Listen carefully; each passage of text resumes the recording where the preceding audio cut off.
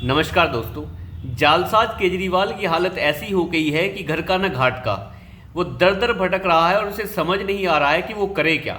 16 तारीख को कोर्ट का सम्मन है कि उसे हाजिर होना होगा, लेकिन केजरीवाल सोच रहा है कि वो कैसे हाजिर होगा।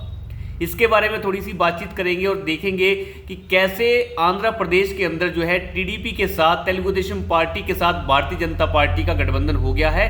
अब चंद्रबाबू नायडू और भारतीय जनता पार्टी आंध्र प्रदेश के अंदर क्या गुल खिलाने वाले हैं, इसके बारे में थोड़ी सी बातचीत करेंगे।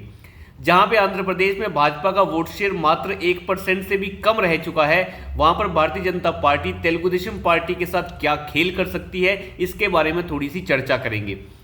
अब पहले बात कर लेते हैं अरविंद केजरीवाल के बारे में। 16 तारीख को अरविंद केजरीवाल को प्रस्तुत होना है राउज एवेन्यू कोर्ट में, जहां पे उन्हें बताना होगा कि वो एनफोर्समेंट डायरेक्टरेट के सम्मन को बार बार दरकिनार क्यों कर रहे हैं। जालसाज केजरीवाल के पास अब कुछ ज्यादा मौका नहीं बचा है।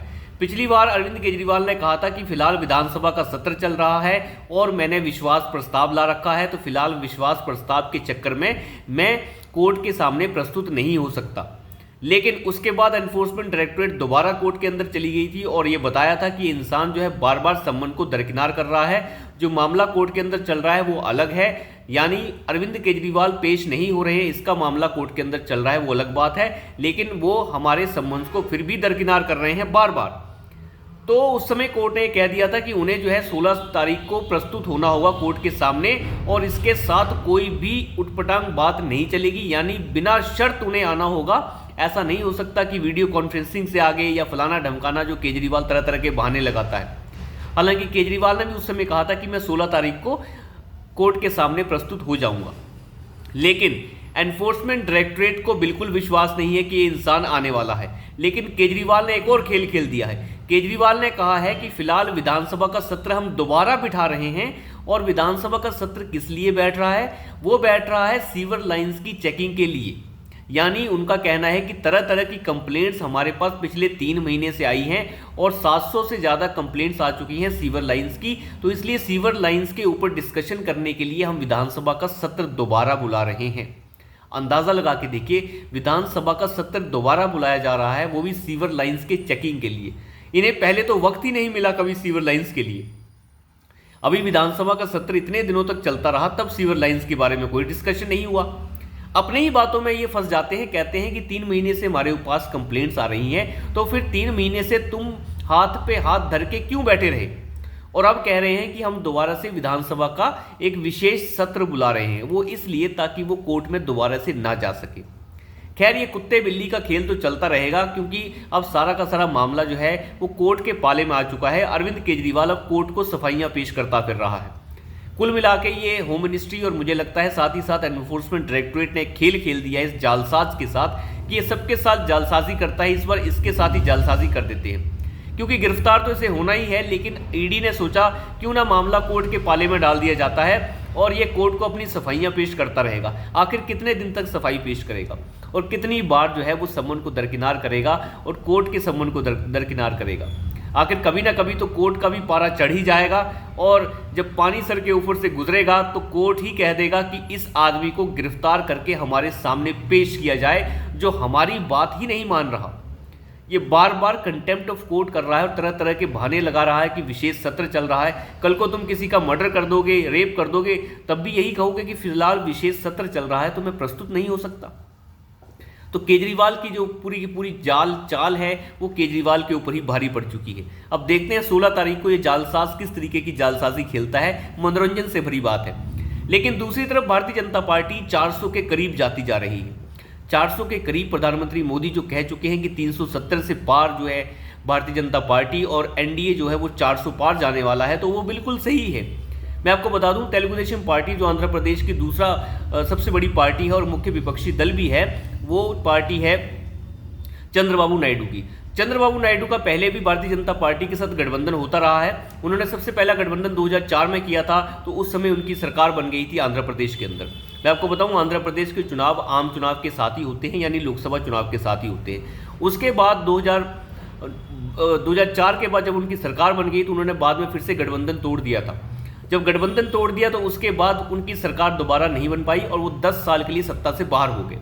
उसके बाद 2014 में जब प्रधानमंत्री मोदी चुनाव लड़ रहे थे लोकसभा का, तो उन्होंने फिर से गठबंधन कर लिया और तेलुगु देशम पार्टी आंध्र प्रदेश में फिर से सत्ता में आ गई। और उसी समय उसी गठबंधन में भारतीय जनता पार्टी ने अपना खाता भी खोल लिया था आंध्र प्रदेश के अंदर। लोकसभा चुनाव में वो 2 सीटें जीत कर आए थे। 4 सीटें तेलुगु देशम पार्टी ने उन्हें लड़ने के लिए दी थी, जिसमें से 2 सीटें भारतीय जनता पार्टी ने जीत ली थी।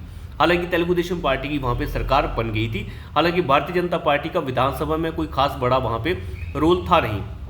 लेकिन उसके बाद दोबारा 2019 में तेलुगु देशम पार्टी ने गठबंधन तोड़ दिया, और जैसे ही गठबंधन तोड़ा उसके बाद फिर से जो सरकार है वो YRCP की बन गई, यानी तेलुगु देशम पार्टी सत्ता से बाहर हो गई।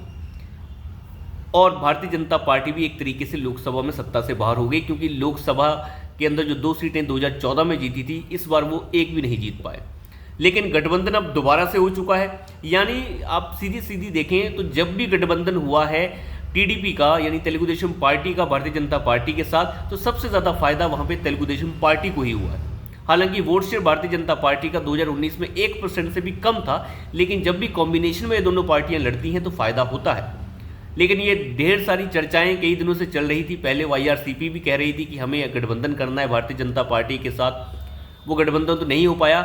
लेकिन TDP के साथ गठबंधन अब फाइनल हो चुका है, और यहाँ तक कि तेलुगु देशम पार्टी ने 6 से 7 सीटें भारतीय जनता पार्टी को ऑफर की हैं लोकसभा चुनाव के अंदर, और विधानसभा के अंदर शायद 10 सीटों के आसपास ही भारतीय जनता पार्टी लड़ेगी।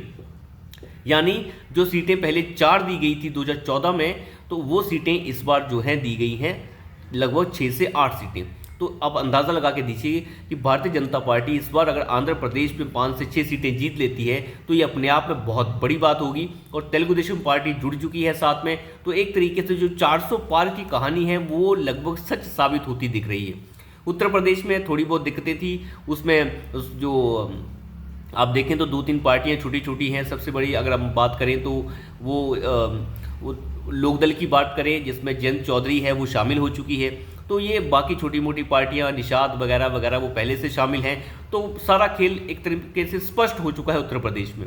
दूसरी सबसे बड़ी बात आंध्र प्रदेश में थी, वहाँ पे भी मामला साफ हो चुका है। अब फिलहाल देखना पड़ेगा कि तमिलनाडु में क्या होता है। तमिलनाडु में हालांकि भारतीय जनता पार्टी की ताकत ठीक ठाक दिख रही है, और इस बार लग रहा है कि खाता आराम से खुल जाएगा। लेकिन सबसे बड़ी बात है कि वहाँ पे AIDMK का मामला क्या होता है। अगर AIDMK के साथ वहाँ भी गठबंधन हो जाता है तो मामला बिल्कुल सेट हो जाएगा। महाराष्ट्र में मामला पहले से ही पूरा सेट है, जो गठबंधन होने थे वो पहले ही हो चुके। बिहार में मामला पूरा सेट हो चुका है, नीतीश कुमार के साथ दोबारा गठबंधन हो चुका है, यानी 400 पार का जो एजेंडा है वो पूरा सेट हो चुका है। इसमें अब कुछ नहीं बचा है। इवन की मैं बात करूँ त्रिपुरा की एक छोटी सी पार्टी जो त्रिपुरा मोटा है, उसके साथ भी गठबंधन भारतीय जनता पार्टी कर चुकी है। जो कि मुख्य विपक्षी दल था त्रिपुरा का, वो भी अब सत्ताधारी दल के साथ शामिल हो चुका है।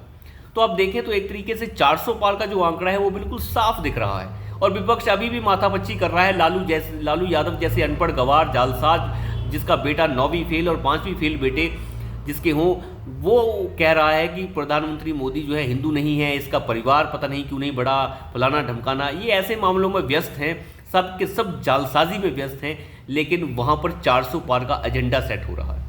तो अपने आप में ये बहुत बड़ी बात है। आज आपने देखा ही होगा केजरीवाल जालसाज जो है वो सब लोगों को कहता फिर रहा था, महिलाओं को कह रहा था कि आप जो हैं भारतीय जनता पार्टी की अगर बात आपके परिवार में कोई करता है, अगर आपका पति इसके बारे में बात करता है कि वो मोदी के बारे में बात करता है, तो उस पति को खाना मत दो, उसे भूखा रखो। मुझे लगता है मानसिक संतुलन जो है वो केजरीवाल का पूरी तरीके से खो गया है। उसे समझ नहीं आ रहा है कि 16 तारीख को मुझे किस तरीके से जूते पड़ने वाले हैं, तो मैं उसके लिए क्या करूं। तो वो कह रहा है कि महिलाएं जो हैं अगर उनके सामने उनके पति मोदी की बात करें तो वो उन्हें खाना न दें, उन्हें भूखा रखें।